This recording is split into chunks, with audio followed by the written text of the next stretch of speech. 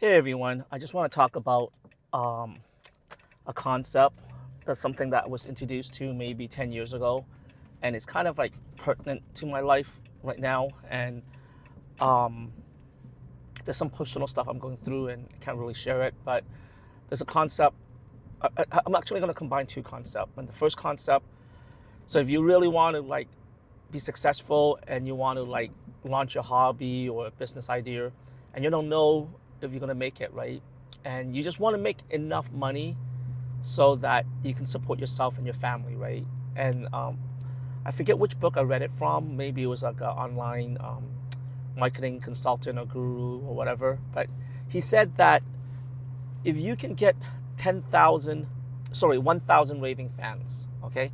So if you can get 1,000 raving fans to either subscribe to you, buy your product, buy your services, what I mean, or let's just say you put on a concert, they all come, right? And the idea behind that is if you can get 1,000 people, let's just say 1,000 people to pay you $100 a year, that is basically $100,000. Now, this concept was introduced maybe 10 years ago, so now with inflations and stuff, you might have to charge $120, $130, right? But let's just say $125 times 1,000 raving fans. You basically are clearing $125,000, obviously before tax. But then you can also create a revenue stream where you upsell and you add in all these like little perks, right? And so 1,000 fans. Okay, so your goal is to create 1,000 fans, and then you use that goal to like finesse your business model to make it better, finesse your services.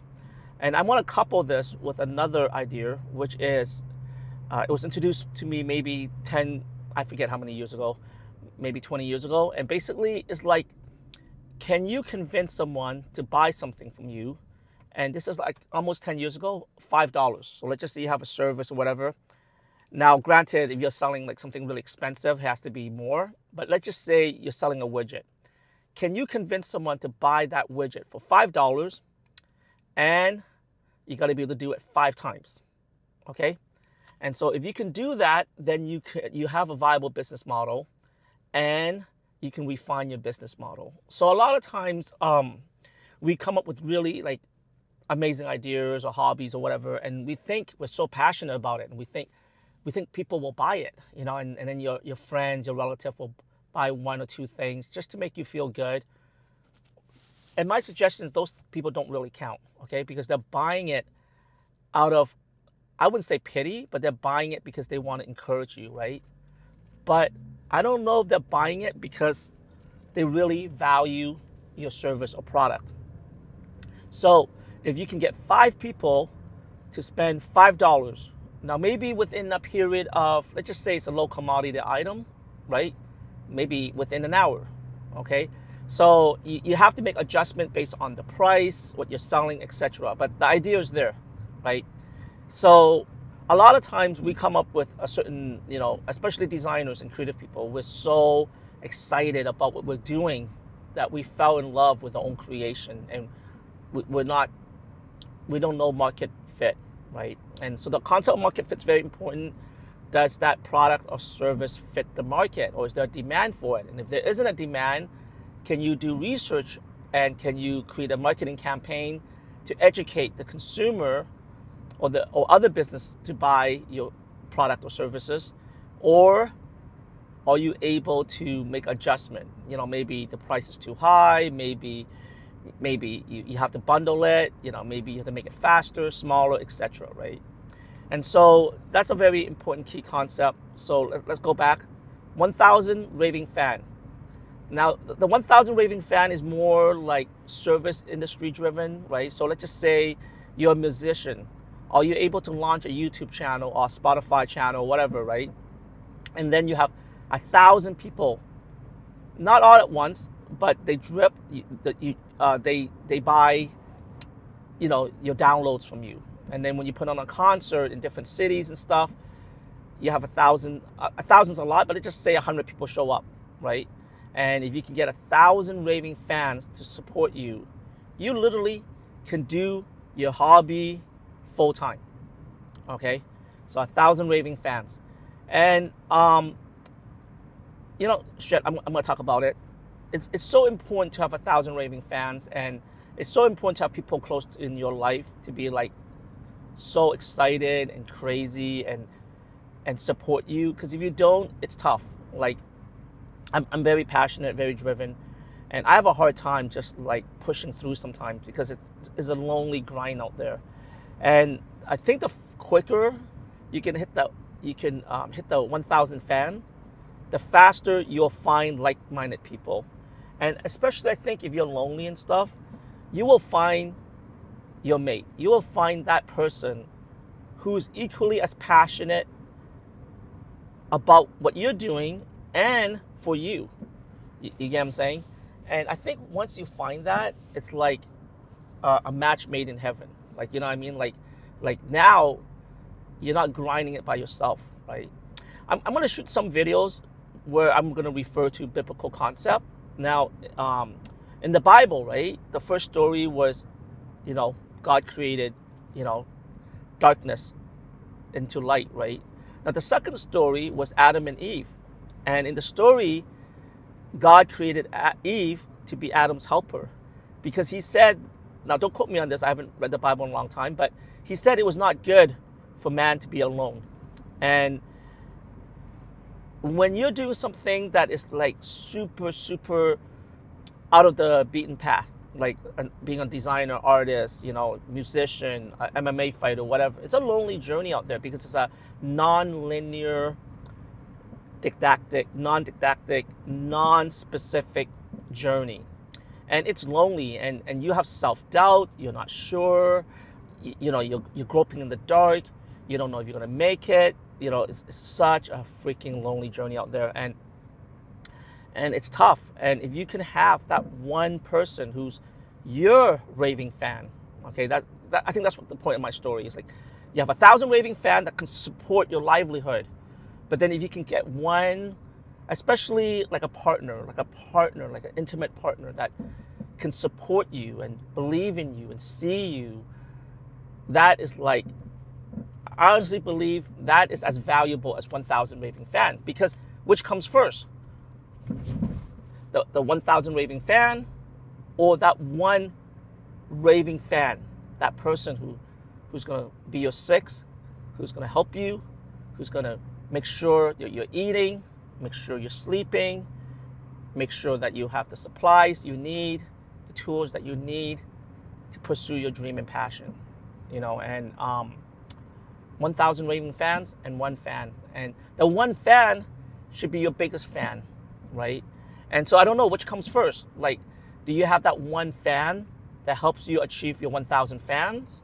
Or do you create a 1,000 fan and then you meet that one fan, and out of that you create another 1,000 fan, or maybe 10,000 fan, because that one fan completely believe in you, And 1,000 raving fan is not a lot, right? I mean, you're making just enough to support your livelihood, right? So that you can grind it out. Now, here's the thing. I learned this the hard way. A lot of people want to be rich. Now, I think the secret is if you can spend your time focusing on your craft, your business, instead of diverting your energy or time in someone else's business, your chance of success is much, much higher, right? Much, much higher. So my new job consists of me shooting videos and designing and stuff. And I feel like my skill is just going to start skyrocketing. Like this equipment, for example, is from work, right? I had to buy it because I have to shoot like social media event and stuff. But I'm playing with that because I want to get really good with all the settings and stuff, right? And I have to play with it outside of work time. And so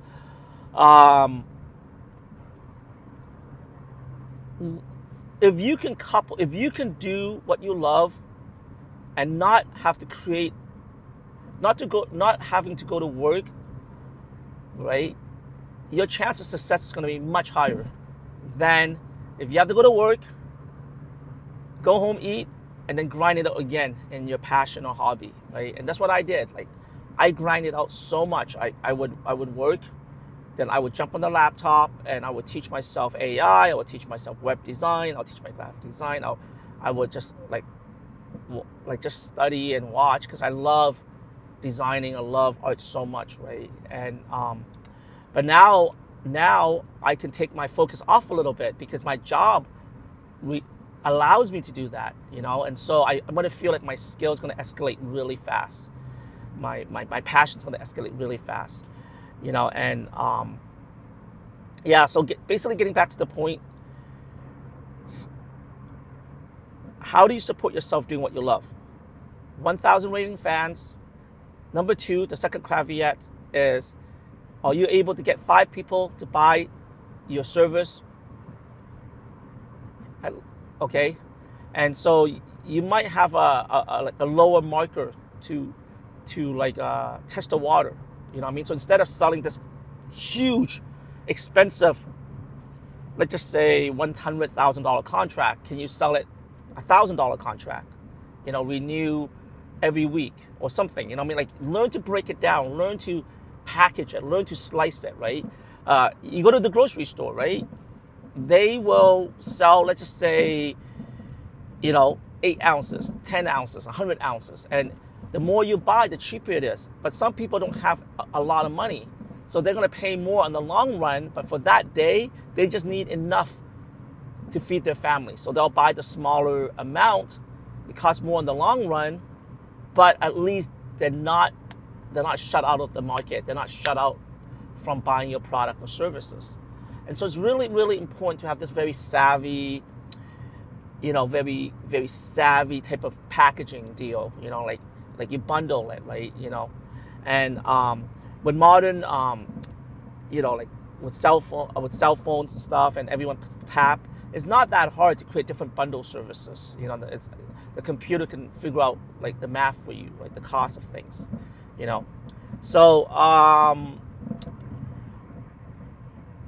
yeah, there's a lot of stuff going through my life, and it's kind of heartbreaking. And I might start looking at the Bible again and maybe pulling inspirations and stuff out of there.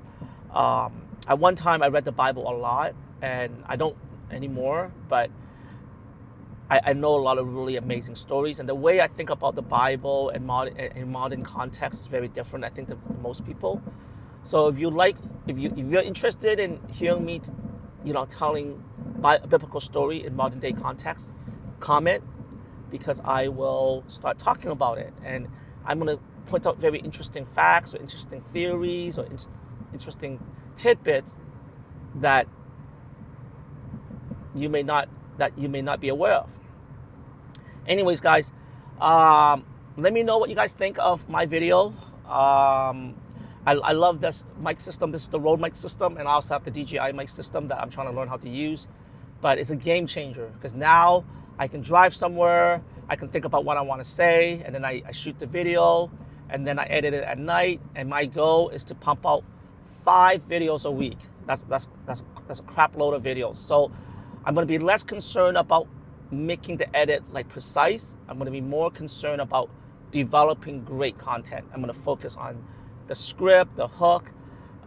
You know, I'm going to do a little bit more research, but at the same time, I'm just going to do this just for me. You know, like, I find it very therapeutic where I'm just talking, and I'm hoping to find this YouTube partner. I'm hoping to find a YouTube partner where we can just drive and just talk, you know, and we feed off each other, you know. I'm hoping to find someone like that, and who knows, maybe I will find someone someday, and if I do, it's going to be amazing. And I think this person knows who she or he is, and I think we're going to have a lot of fun, you know. Anyways, guys, sorry for the rambling, and I hope you guys like my video. Please subscribe, please follow me, please comment, and please help me, you know, maximize my passion. And my dream is to have a YouTube channel that could be monetized. That's like you know, I don't even care if I make like $2 off it. At one time I did. At one time I was averaging like $50 a month, whatever. But This is like years ago, right? And now I want to monetize it because it's a huge milestone for me. I feel like if I can monetize my YouTube video, I feel like it's a huge, huge accomplishment. Anyways, guys, thank you so much for watching, and I will talk to you guys later.